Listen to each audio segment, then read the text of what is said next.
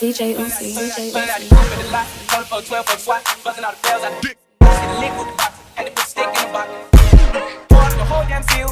DJ Uzi, DJ Uzi. Welcome back to my channel, you guys. My name is Ayana, and I am coming to you today with a video about exam strategies, the big law school test that everyone waits for towards the end that's going to determine how your whole semester is going to go. I have been wanting to make this video for a while, but I wanted to wait until I got done my first year of law school to really think like, how do I write an exam question? And, well, not question, how do I write an exam answer? I know going into law school, if some of you guys do not know, typically most schools have you take one test at the end of the semester to test how have you really taken in the information that you've done all semester, because they don't give tests throughout the semester. Some schools give the exception of a midterm that could be a portion of your grade, or it could be a sense of showing you where you are currently and where you need to improve in order to get better. So what law professors, the format that they like to use a lot is IRAC. IRAC is an acronym that you will follow. When I went into law school, I said, what is that? So IRAC is IRAC. I stands for issue, R stands for rule, A stands for analysis, and C stands for conclusion. An issue is typically a question that somebody is trying to answer based off the fact pattern that they have been given. A way that I like to start off when I'm doing IRAC, I like to start it off as the issue is, or the issue is whether.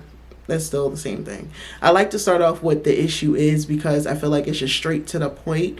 What exactly is the issue that the people in the fact pattern are battling right now? And you are going to pick out the main points inside the fact pattern that should be in the question that you're about to answer. Typically, you all add a rule in with your issue statement. So say, for instance, we are in a fact pattern where somebody gets hit with a car because somebody was drinking while driving.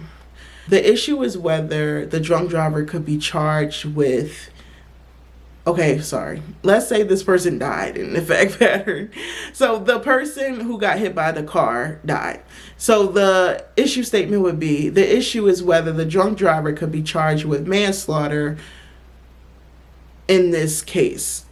Or you don't have to add in this case, but just the issue is whether the drunk driver could be charged for manslaughter for killing the person who was walking across the street. That's very long, but I'm trying to give you something. And then the rule is manslaughter. What do you have to qualify what elements do you need in order to qualify for manslaughter? That's the rule, manslaughter. Elements are simply requirements in order for you to have to fulfill that rule. So manslaughter is the rule in this scenario, and each element, which are the requirements, need to be fulfilled. So if you have 4, it can't be 3 out of 4. It has to be 4 out of 4 in order to fulfill that rule that you have. So for manslaughter, I think you have to have the intent to do whatever action that resulted in the injury, and you have to have actually caused, based off your act, you have to have caused that injury. And let me see, is that only intent? Your act, you intended to, your act was, I think it's something with causation. You don't have to worry about that. Okay, so let's just say manslaughter was intent to do the action that you did and you actually doing the act. So that would be the rule. The rule for manslaughter is, one, people love when you put numbers in it because that will show you that will show the reader that you are listing out the different elements rather than just writing it straight out. So you'll say the rule for manslaughter is, one, you have to have the intent to commit the injury, well, commit the action that you did, and two, you have to have actually done the act itself, period. That's your rule statement. It's as simple as that. You say the name of the rule that you're using, and you just say what is required in order to fulfill that. Now, analysis. Analysis is something that they don't tell you about a lot. Analysis is you are applying the rule. So the requirements that you use, that you listed for manslaughter, you are going to use that in your analysis section. So you want to apply the facts to the analysis. So you would say, this person, the drunk driver, intended to hit the person walking across the street because blank. What in the fact pattern tells you that this person intended to do that action when he went to the bar and was drinking and knew he shouldn't have been driving? You intended to consume large amounts of alcohol and went out into the road freely. Now, for the second element, you have to have actually caused the act.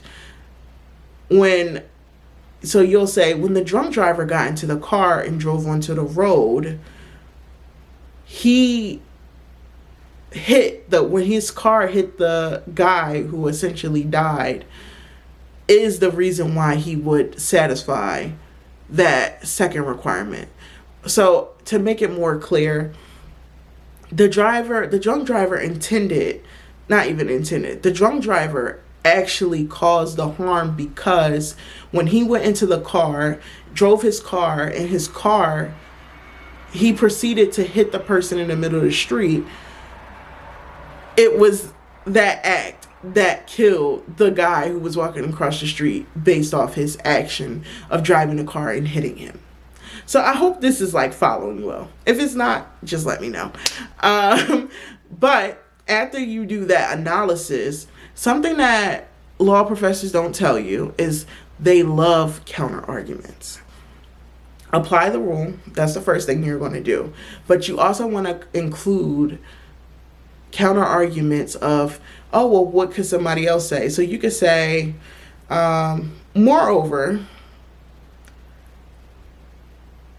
this could not be satisfied for whatever reason. One thing you're going to learn about counter arguments is they don't have to be winning arguments. It just has to be an argument that makes sense. It'll be like, oh, but that's weak, Try to figure out what is another way somebody else could look at this.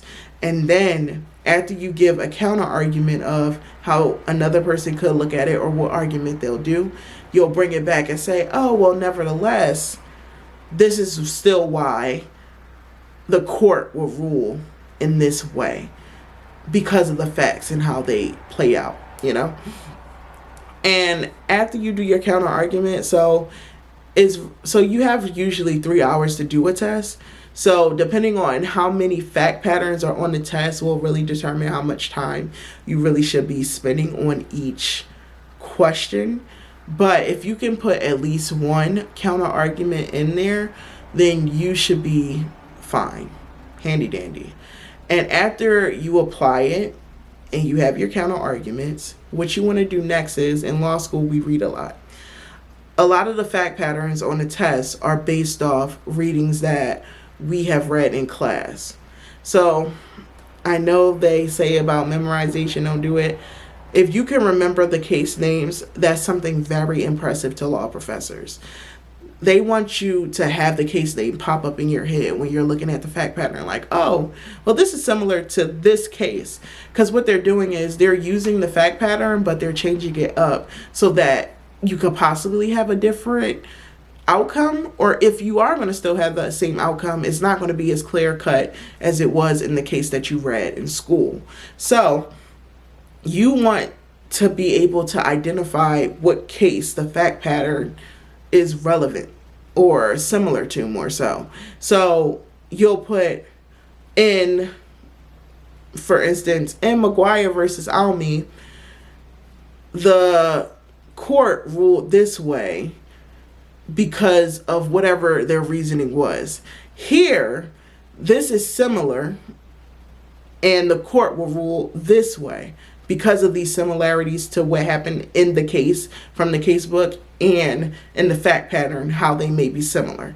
Or you could go the route of, in the case McGuire versus Almy, this is dissimilar to this fact pattern because it's going to help you in those analysis section, because it shows you that reasoning is coming after in order to explain, and it's easier to follow along with your analysis when you have directives for people to read. My crim law professor, he loved the word here to start off in my analysis. Here, this applies because of what, well, X, Y, and Z. This does not apply because X, Y, and Z. But every professor is different. So I will always say to go to your professor and try to see what they want for their exams. And usually in law libraries, you do have a chance to go see their past exams and to be able to try out the practice questions that they had in the past. And then some professors are open to going over it with you, telling you where you need to improve at or how you got it right. So this is just a general video of like basically what I've learned. If anybody has any other advice, then please feel free to drop it down. This is a community space and we want people to have the correct information as far as what to do for your law professors at your school. But I divvied off to the side.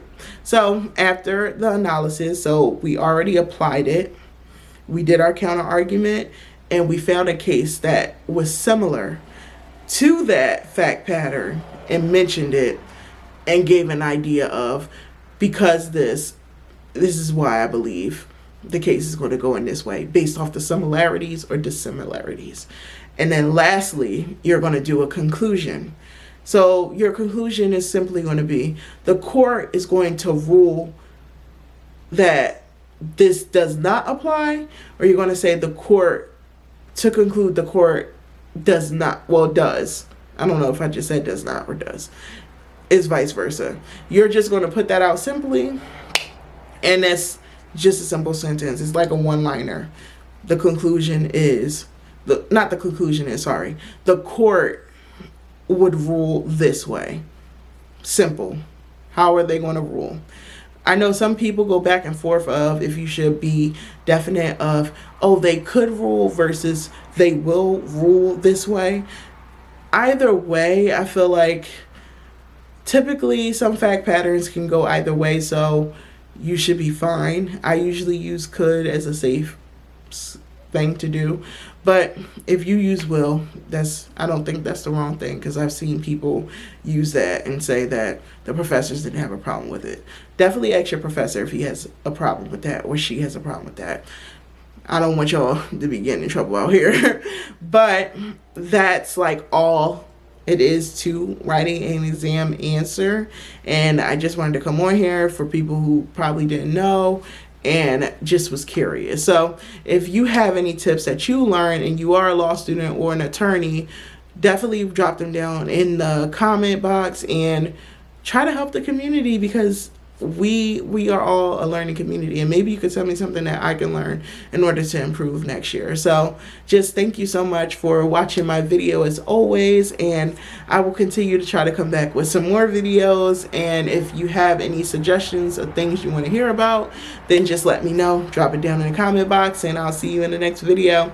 Have a nice day, I guess. So bye, you guys.